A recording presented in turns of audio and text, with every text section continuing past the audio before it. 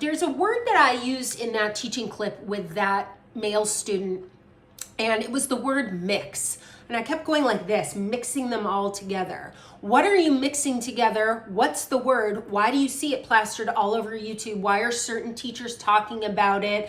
Why is it a niche? Why is it this like magic word that some people hate on and some people are obsessed with? Is it a cult word? What's going on with mixed voice? Well, it's not. It's what my whole certification is based in. See, it says mix right there at the top. And mixing means exactly what it sounds like.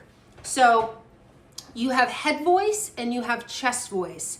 And what mix is this. They're combined together in a healthy, tension-free way from the absolute bottom of your range, which for me is here, all the way up to the very top of your range, which for me, which is here. So in other words, I can sing all the way through my passageways and my bridges, all the way up to the highest point in my range without a flip or a break, in a healthy, tension-free way, which lends itself to any repertoire that I might want to tackle as well. So I could bring an aria in head voice to a voice teacher, or to try and do for myself that lives up here and be fine, because I know that I'm backing off of the muscle when I sing up there in mixed voice.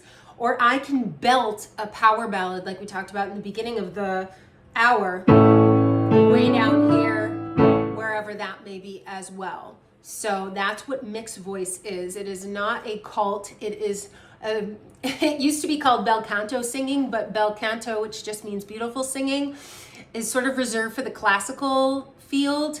So we tend to not use that bel canto as a sentence to describe mixed singing anymore. It's sort of an old-fashioned term at this point, but that's what mixed singing is, no more, no less. Mixed singing is balanced singing. And honestly, if you go to any teacher and they don't use the word mix, and they're teaching you to not chest pull and to go into head voice in a seamless way, that's what it is. So they would be a good teacher for you.